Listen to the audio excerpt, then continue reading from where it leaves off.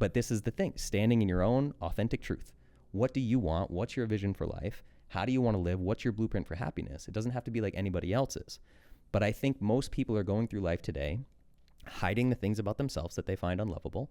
And a lot of those things they think make them unlovable are desires of things they actually want to experience. So, okay, you're going to be in this marriage for the next 50 years of your life, and you're going to suppress every desire that you have that you're afraid to share with your partner, and your soul's going to be dying and screaming for more. Like, this is how infidelity happens. Yeah. You see what I'm saying? Yeah, absolutely. So your partner, you're building resentment for your partner for not meeting your needs that you have never expressed. Bingo. Yeah. Crazy. I always say this in relationships. I'm like, assume your partner is as dumb as you are.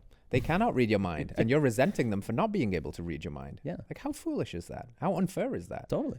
That's, this not speaking your truth, not expressing those needs for the fear of losing love is a paradox, because actually the paradox of expressing those love and being met unconditionally would deepen the love. So the thing that you're avoiding is the medicine, you know? And it's so interesting because, like, in that instance where you said then infidelity arises, and it's the male story is we don't have enough sex and I'm not getting my needs met.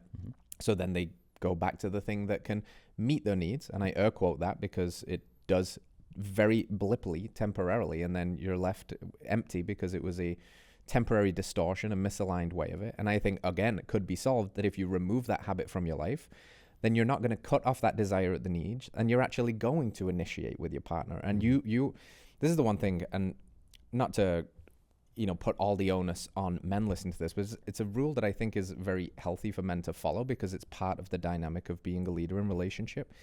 Even if you have the story that this thing that's going on in your relationship isn't your problem or your fault, you are the solution. You are the solution. Lead to it. Go first. It is your responsibility. And yeah, I think your woman wants that too. And what is probably, I don't know, but what is more sexy to a woman to see a man have the courage and the vulnerability enough to speak his deepest, darkest secrets and request his needs powerfully?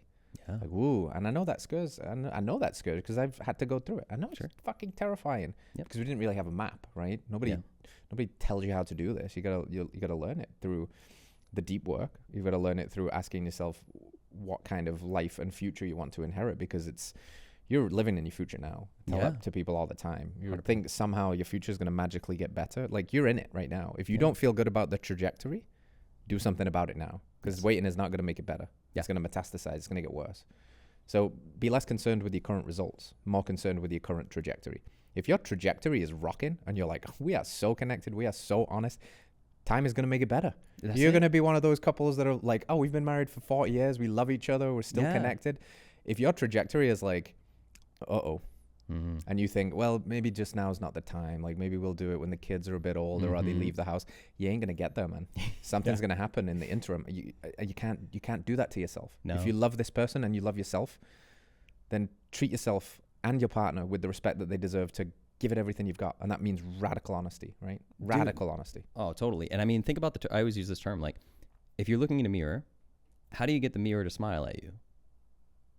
Give it a smile. You smile first. Yeah. That's it.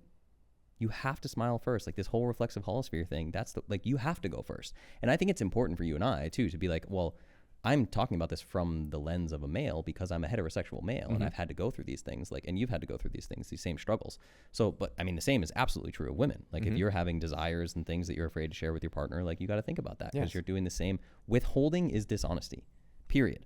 Withholding is dishonesty. So whoever's listening to this, put yourself in like main character energy and you go first with the thing. Yes. That's really all you have to do. If you smile at the mirror is guaranteed to smile back at you. Yes. And unfortunately, that may mean that when you share all of yourself, the partner that you're with right now might not be the partner you end up with. They might reject you and there's walk that fear away. of losing love again, right? Exactly. Yeah. And they might leave the relationship.